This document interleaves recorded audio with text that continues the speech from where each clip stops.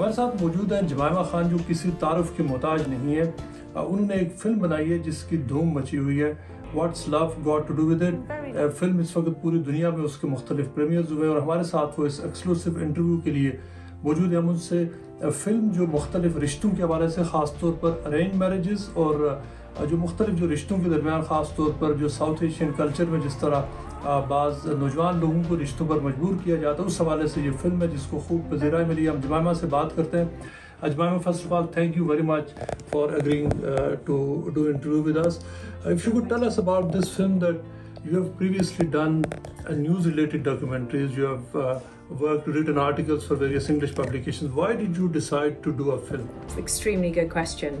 I set it as a challenge to myself, and I also wanted to write a film that celebrated Pakistan. I wanted to show the colourful, beautiful, joyful place that I knew when I was in Pakistan, as opposed to the Pakistan that we often see on Western screens. You know, quite often in films like Zero Dark 30 or Homeland, you see Muslims and Pakistanis depicted as, you know, the baddies. Yeah. And Pakistan is seen as a really scary, dark place.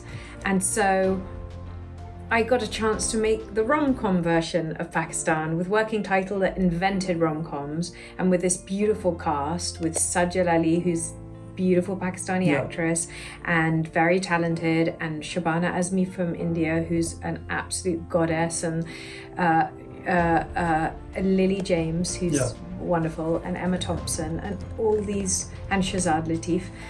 And so I wanted to show the Pakistan that I knew, and a celebration. I always call it, from the beginning, I've called it, you know, I've hoped that it would come across as my love letter to Pakistan.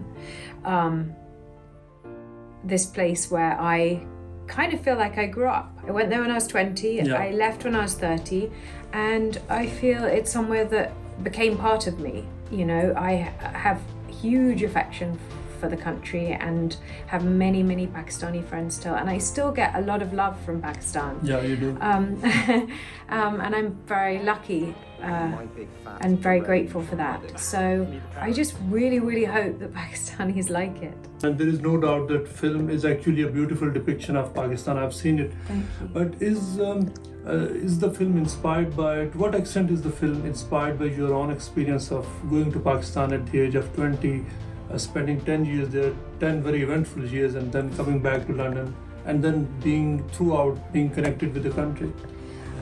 Look, every single anecdote or character or line in the film comes from something. It's all, you know, it's not a biopic. It's not my story, as you can tell, but it is definitely based on stuff that I saw or experienced. And it also reflects my journey and my understanding of what an arranged marriage is. You know, when I was a 21-year-old with very limited understanding of these things, I thought what a lot of people in the West think, which is this is a sort of outdated idea, it's you know, it makes no sense, and I've, like a lot of people, I think a lot of people in this country conflate the idea of forced marriage and arranged marriage, which of course are completely different.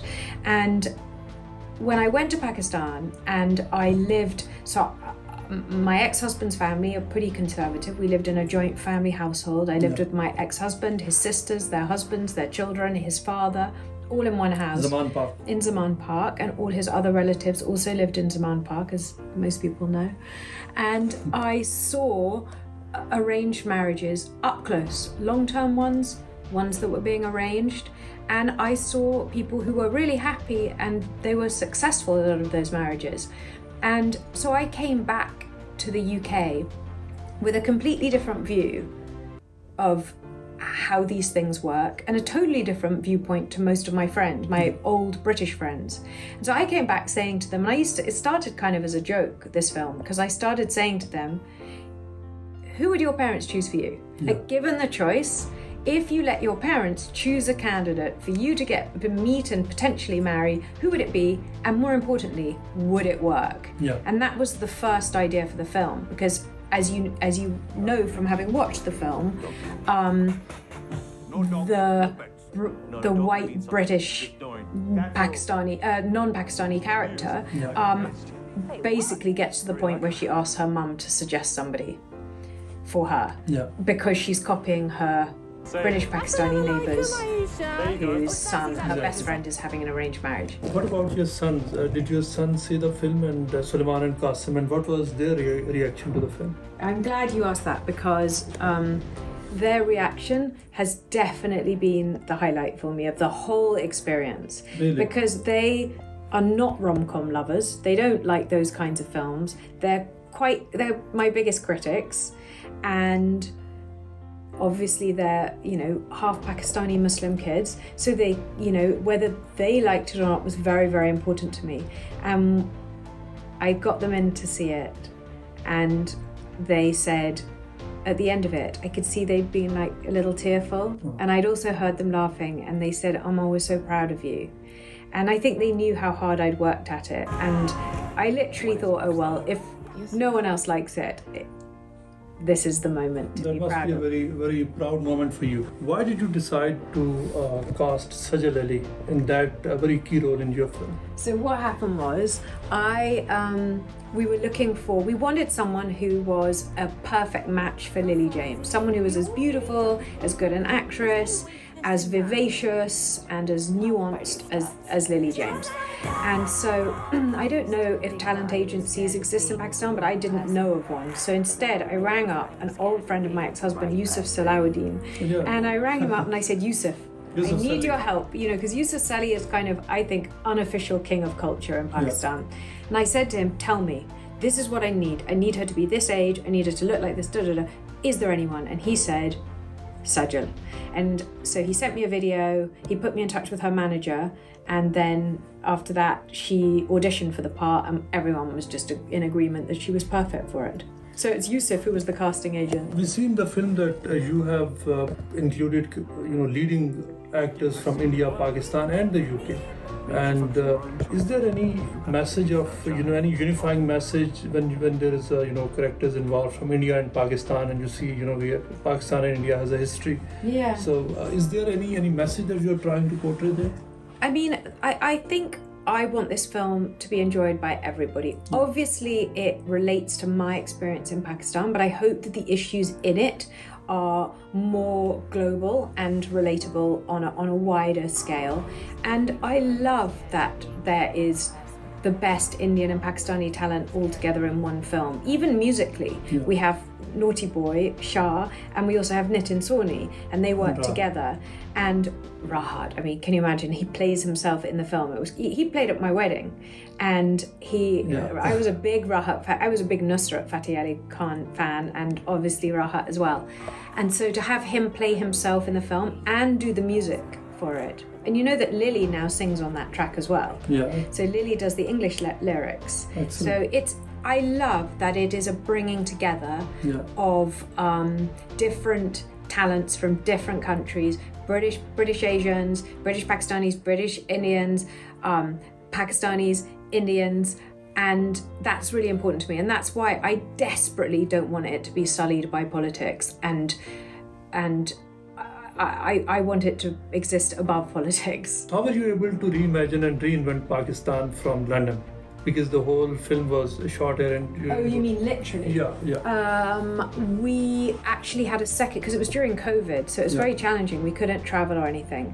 But we got the help of the brilliant Sharmeen Obaid Chinoy, who's my friend, and she helped us by filming a second unit in Lahore. And I just basically said, can you make sure that Lahore looks beautiful in the shots?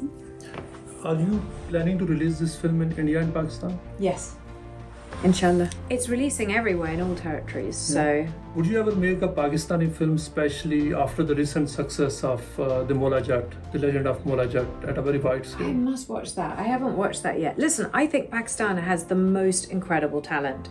And actually, I want to try and do some kind of mentorship scheme, and so I'm actually talking to Fatma Bhutto, my friend, about putting together some kind of fund or mentorship scheme to help filmmakers in Pakistan get their work made and seen globally, because there's so much talent in Pakistan. I know that it's a bumper year, you know, there's documentaries and shorts and feature films that are all this year being kind of celebrated, but there's so much more. If you think, you know, how hard it is to get things seen and made in Pakistan, there's so much talent in that country, and so I really want to try and find a way to help get that, you know, that talent showcased internationally. Jemima, you have a large following across Pakistan.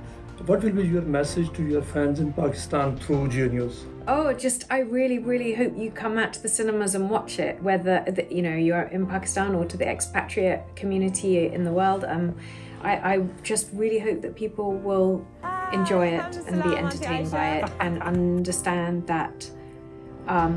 You know, the best thing that it came from my time in Pakistan, the best lesson I learned was the concept of niyat, you know, of intention. Intention, yeah. And I think everything in life, whether you make mistakes or not, we need to live in a world where people judge things by intention. And definitely, I hope people will see that my intention behind making this film was one of love.